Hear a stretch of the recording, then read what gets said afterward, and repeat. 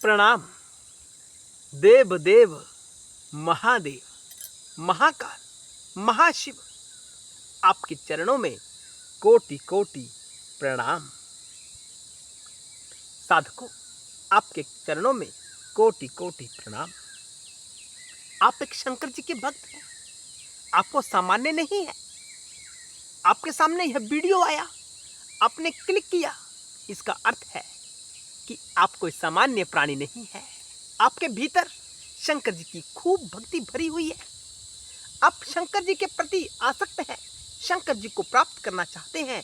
चाहे जैसे भी हो, आप शंकर जी को प्राप्त करना चाहते हैं। बस आपके जीवन का यही परम उद्देश्य है। साधकों, सनातन में ब्रह्मा विष्णु महेश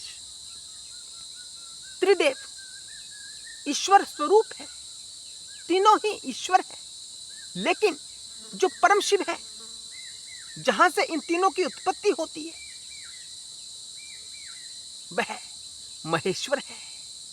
ईश्वर तो है, ईश्वर का भी जो ईश्वर है वह महेश्वर है, वो शंकर है, वो परम शिव है। तो हम सबको शंकर के शरणागत अवश्य होना चाहिए।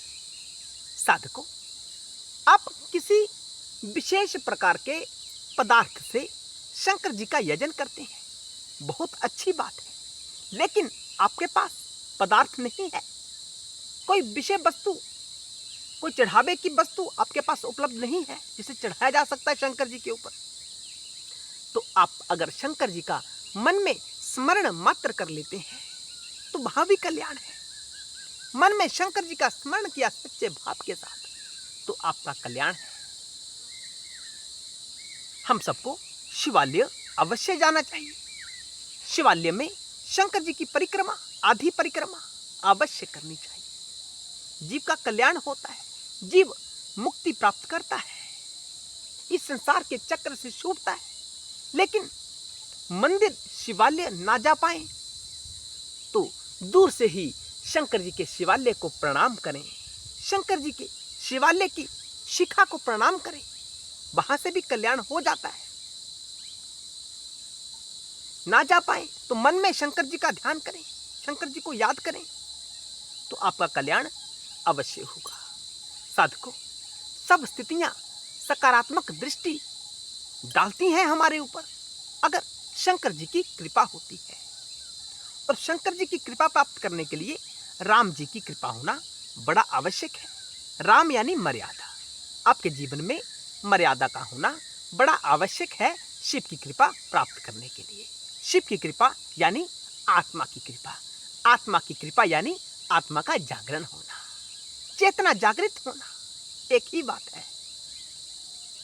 तो शंकर जी के शरणागत हम सबको अवश्य होना चाहिए। साधकों, शंकर जी के शरणागत होने से हमारे लाइफ में सकारात्मकता बढ़ती है। पॉजिटिव एनर्जी का आगमन हमारे जीवन में होता है, सकारात्मक शक्ति का प्रवेश हमारे जीवन में होता है अगर हम शंकर जी के शरणागत होते हैं। साधकों, इस वीडियो में हम आपको 2 सूत्र बताने वाले हैं जिन्हें जीवन में धारण करने से शिव तत्व के प्रति जागृति बढ़ती है और जीवन में सकारात्मकता, पॉजिटिविटी का आगमन होता है।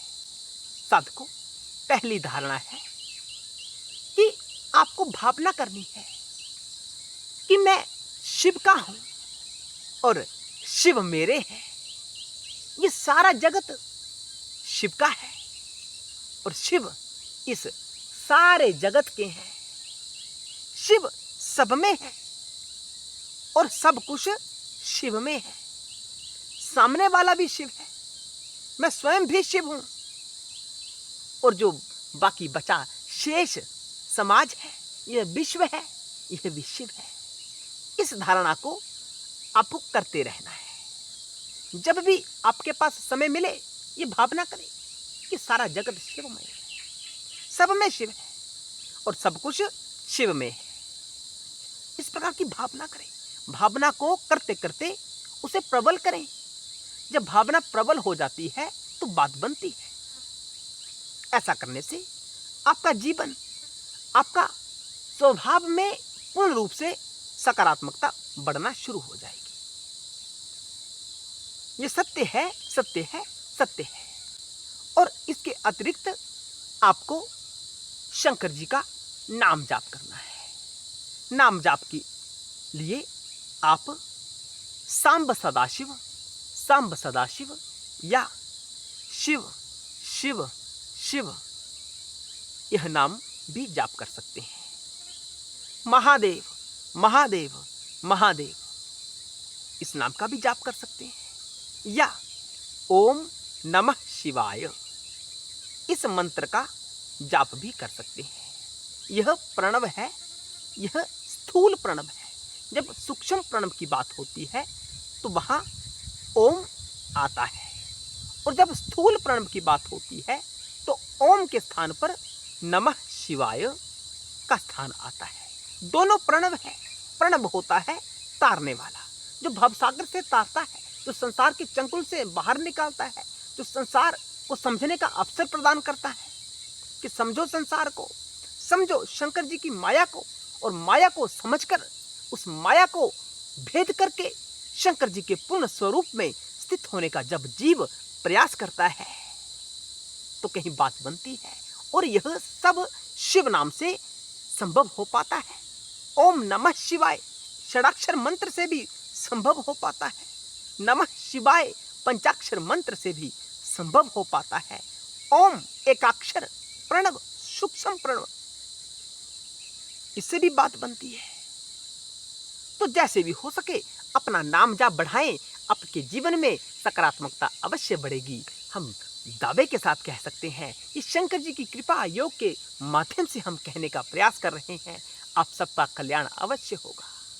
साधकों, आप चैनल के ऊपर नए आए हैं तो सब्सक्राइब अवश्य करें, शेयर भी किया करें, ताकि इस ज्ञान को सभी जीव प्राप्त कर सकें।